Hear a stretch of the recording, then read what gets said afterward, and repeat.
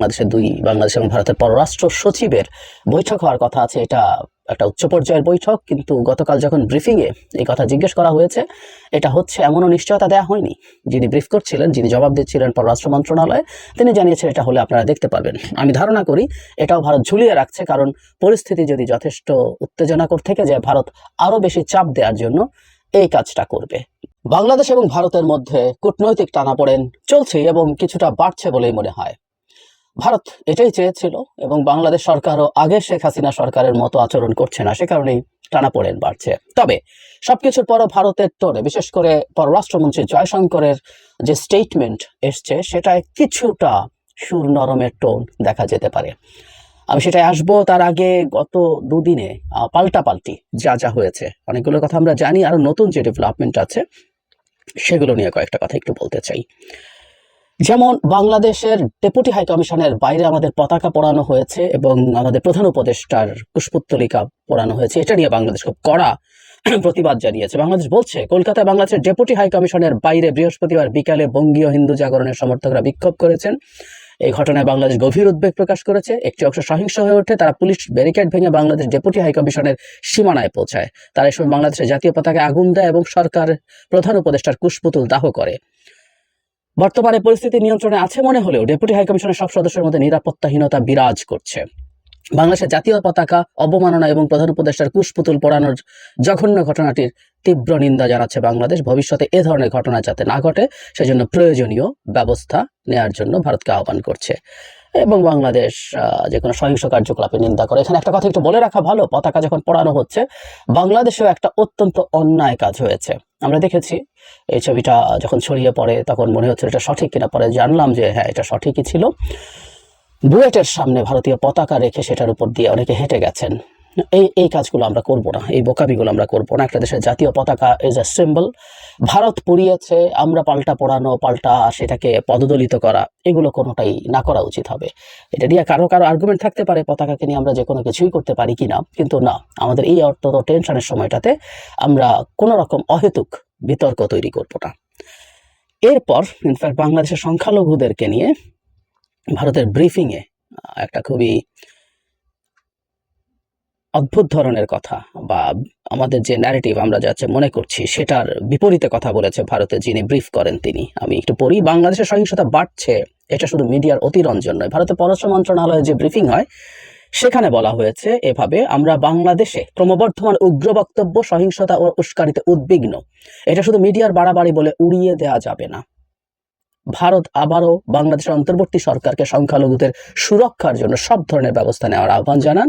হিন্দু ও অন্যান্য সংখ্যালঘুর উপর হুমকি ও হামলার বিষয়টি বাংলাদেশ সরকারের কাছে ভারত সরকার নিয়মিত জোরালোভাবে উপস্থাপন করছে। এ বিষয়ে আমাদের অবস্থান খুবই পরিষ্কার। অন্তর্বর্তী সরকারকে অবশ্যই সংখ্যালঘুদের সুরক্ষার দায়িত্ব নিতে হবে, ইত্যাদি ইত্যাদি বলছেন। ইসকন নিয়ে জিজ্ঞেস করা হয়েছিল, ইসকন সম্পর্কে তিনি বলেছিলেন এটা সামাজিক সংগঠন ইত্যাদি ইত্যাদি। এদিকে বাংলাদেশ জাতিসংঘের একটা প্রতিষ্ঠানে এই ব্যাপারে আলোচনায় কথা বলেছে। জাতিসংঘের এখানে যেহেতু হয়েছে, সুতরাং সেটা বাংলাদেশে বলতেই হয়েছে। এটা হচ্ছে সুইজারল্যান্ডের জেনেভায় 2 দিন ব্যাপী জাতিসংঘ সংখ্যালঘু বিষয়ক ফোরামের 17তম অধিবেশনে বাংলাদেশ এখানে জয়েন করেছিল। কয়েকজন বাংলাদেশের সংখ্যালঘুদের উপরে নির্যাতন হচ্ছে বলে অভিযোগ করা হয়, এমনকি চিন্ময় কৃষ্ণের গ্রেফতার নিয়ে অভিযোগ করা হয়।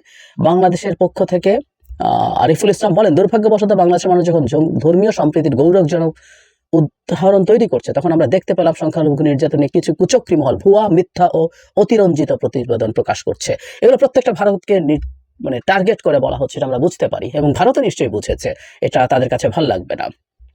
আন্তর্জাতিক সংবাদ মাধ্যমে ধরনের অনেক অপপ্রচার উন্মোচিত হয়েছে। বাস্তবে কি ঘটেছে তা পর্যবেক্ষণে বিদেশি সাংবাদিকদের বাংলাদেশ সফরে স্বাগত জানাতে প্রস্তুত সরকার। তিনি বলেন, এই ফোরামের কিছু বক্তা চিন্ময় দাসের গ্রেপ্তারের বিষয়টি ভুলভাবে তুলে ধরেছেন। সুনির্দিষ্ট অভিযোগে তাকে গ্রেফতার করা হয়েছে, আইন অনুযায়ী ব্যবস্থা নেওয়া হয়েছে।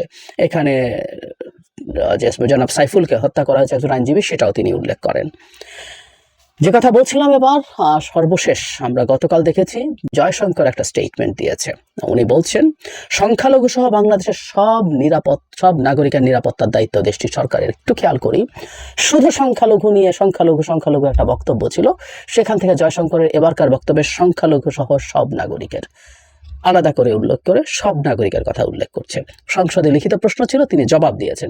তিনি বলেন, বাংলাদেশ জুড়ে চলতি বছরের আগস্ট সহ বিভিন্ন সময় হিন্দু অন্যান্য সংখ্যালঘুর উপর সহিংস খবর দেখেছে ভারত সরকার। তাদের বাড়ি ও ব্যবসা প্রতিষ্ঠানে সহিংসতা চালানো হয়েছে বলে জানা গেছে। সংখ্যালঘুদের মন্দির ও ধর্মীয় স্থানগুলোতে হামলার খবর পাওয়া গেছে। ঘটনাগুলো গুরুত্বের সাথে নিয়েছে। এ নিয়ে বাংলাদেশ সরকারের কাছে উদ্বেগ জানানো হয়েছে এবং শারদীয় দুর্গোৎসবের সময় যা যা ঘটেছিল, ওই যে একটা প্রতিমার মানে মুকুট চুরি হয়েছে ইত্যাদি ইত্যাদি, এগুলো তাঁতিবাজারে পূজা মণ্ডপে হামলা হয়েছিল, যে তথাকথিত পেট্রোল বোমার কথা আমি বলি, যেখানে বোতলটাও ভাঙেনি, এসব বলছে। শেষে বলছেন, বাংলাদেশের সংখ্যালঘু সংশ্লিষ্ট পরিস্থিতির উপরে গভীরভাবে নজর রাখছে ঢাকা অবস্থিত ভারতীয় হাইকমিশন।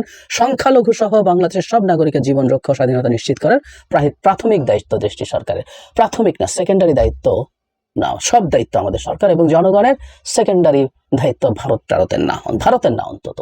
আমাদের আইন উপদেষ্টা রাইটলি বলেছেন, আমরা অনেকদিন থেকে বলছিলাম যে এই দেশের নিজের সংখ্যালঘুদের উপরে তীব্র অত্যাচার নিপীড়ন করে, তাদের অন্য দেশের সংখ্যালঘুদের অধিকার নিয়ে বলার নৈতিক অধিকার আদৌ আছে কিনা এই প্রশ্ন থাকবে। যে জায়গাটায় আসছিলাম সেটা হলো, কূটনৈতিক টানাপোড়েন চলছে এবং সেটা আমার মনে হয় না খুব সহজে এটা রিজলভ হবে, কারণ ভারত চাইছে, মানে আমরা আসলে মূলত যা করছি আমরা আসলে প্রতিক্রিয়া দেখাচ্ছি। এটাই স্বাভাবিক ছিল, কারণ ভারতের দিক থেকে যেসব ক্রিয়া দেখানো হবে, আমরা ভারতের মিডিয়ার কথা যদি প্রাথমিকভাবে সরিয়েও রাখি, যদিও আমি ভারতের মিডিয়া থেকে অকল্পনীয় রকম উগ্র ভাষায় বাংলাদেশের পরিস্থিতিকে বলা হচ্ছে, এবং যে কেউ যদি ভারতের মিডিয়া মেইন স্ট্রিম, আমি ওই রিপাবলিক টিভির কথা বলছি না, কেউ যদি মেইন স্ট্রিম টিভিগুলো দেখেন, পত্রিকাগুলো দেখেন, সেখানকার কথা শুনলে মনে হবে বাংলাদেশের হিন্দু সম্প্রদায়ের মানুষ টিকে থাকতে পারছে না, এখানে কেউ আর টিকে থাকতে পারছে না। মজার ব্যাপার, ভারতের দিকে হিন্দু সম্প্রদায়ের মানুষজনের যাত্রা এক্সোডাস শুরু হয় নাই, এরকম আলাপ টালাপ একসময় করা হচ্ছিল না, নাথিং হ্যাপেন্ড। সো এটাও একটা বিরাট ইন্ডিকেশন, হিন্দু সম্প্রদায়ের মানুষ তো ওখানে চলে গেলে নাগরিকত্ব পেয়ে যাবেন, তাদের নতুন সিটিজেনশিপ অ্যামেন্ডমেন্ট যে অ্যাক্ট আছে সেটা অনুযায়ী তারা যাচ্ছেন না। তো তার মানে বাংলাদেশ সম্পর্কে আটারলি মিথ্যা কথা বলছেন। ঠিক আছে, আমরা মিডিয়া সরিয়ে রাখি, কিন্তু ভারতের রাষ্ট্রীয়ভাবে একজন অপরাধীকে বাংলাদেশ অপরাধের অভিযোগে গ্রেফতার করেছেন। সেই গ্রেফতারকে নিয়ে তাদের পররাষ্ট্র মন্ত্রণালয় সরকারিভাবে স্টেটমেন্ট দিয়েছে, সরকারের অ্যাটিটিউড ওটা, এবং কোনো কিছু না জেনে শুধুমাত্র তারা দায়ী করছেন যে তিনি হিন্দু সম্প্রদায়ের অধিকার নিয়ে কথা বলার কারণেই তাকে গ্রেফতার করা হয়েছে। সো যখন সরকার এই কাজ করে, বাংলাদেশ সরকারকে সেটার প্রতিবাদ করতে হতো এবং পরবর্তীতে দফায় দফায় রাজ্যসভায় কথাবার্তা হয়েছে, পরবর্তীতে ব্রিফিং হয়েছে। সো বাংলাদেশের এগুলো রিয়াক্ট করতে হতো। কলকাতা আমাদের হাই কমিশনের কে টার্গেট করে যা যা করা হয়েছে এগুলো করতে হতো। এখন মানে পরিস্থিতি যেটা হয়েছে খুবই উত্তেজনা করে, এবং আমি ডিএসকালেশন যেটা বলে কতটা সহজ হবে আমি জানি না, কারণ ভারতের মিডিয়া ভারতের জনগণকে খেপিয়ে তুলছে এবং ভারতের জনগণের একটা চাপ তৈরি হচ্ছে সরকারের উপরে বাংলাদেশের ব্যাপারে আরো টাফ পদক্ষেপ নেওয়া। একইভাবে এই ধরনের ক্রিয়ার প্রতিক্রিয়া বাংলাদেশে হবেই, এটাই খুব স্বাভাবিক, কারণ বাংলাদেশে ভারত যখন খুব উচ্চকিত ভাষায় কথা বলে কাউকে নিয়ে, সেটা শেখ হাসিনা হোক, সেটা হিন্দু সম্প্রদায়ের মানুষ হোক, খুব সোজাসাপটা কথা, সেটা তাকে বাজেভাবে ব্র্যান্ডিং করে। আমি জানি না আমাদের হিন্দু সম্প্রদায়ের মানুষ এটা জানেন কিনা, বোঝেন কিনা, ফিল করেন কিনা। ভারত যে বাংলাদেশকে ধ্বংস করেছে শেখ হাসিনা, সেটার শতভাগ এন্ডোর্সমেন্ট ভারতের ছিল এবং ভারতের সাহায্যেই কাজটা হয়েছে, এই দেশের জনগণ খুব ভালোভাবে জানে। সেই ধ্বংসস্তূপের উপরে বসে যখন আমরা দেশটা গড়ে তোলার চেষ্টা করছি, দেশটাকে গণতান্ত্রিকভাবে পথে ফিরিয়ে নেওয়ার চেষ্টা করছি, দেশের অর্থনীতি ঠিক করার চেষ্টা করছি, তখন সেই ভারত আবার বাংলাদেশে ঝামেলা করার চেষ্টা করছে। এটা এই দেশের জনগণকে ক্ষুব্ধ করবেই। সুতরাং আমাদের জনগণের ক্ষুব্ধতাকে আমরা ইগনোর করতে পারি না, এবং সেটা লজিক্যাল কারণ আছে। ডিএসকালেশনের চেষ্টা যদি সেটা করতে চায়, ভারতকেই করতে হবে, যদিও ভারত সেটা করবে বলে মনে হয় না, কারণ তাতে এই উত্তেজনাকর পরিস্থিতি থাকাটাই তার বেনিফিট বিভিন্ন রকম বেনিফিট নিশ্চিত করে। আর আমি এই ক্ষেত্রে গুরুত্বপূর্ণ রোল প্লে করতে পারে আমাদের হিন্দু সম্প্রদায়ের মানুষ, এটা বারবার বলছি, তারা তাদের জায়গা থেকে অন্তত ভারতকে বাংলাদেশ থেকে চলে যাওয়া, বাংলাদেশের ব্যাপারে নাক গলানোর পজিশন থেকে সরে যাওয়ার জন্য তাদের আহ্বান জানালে ভালো হবে। এবং আমি সামনের দিকে খেয়াল করব যে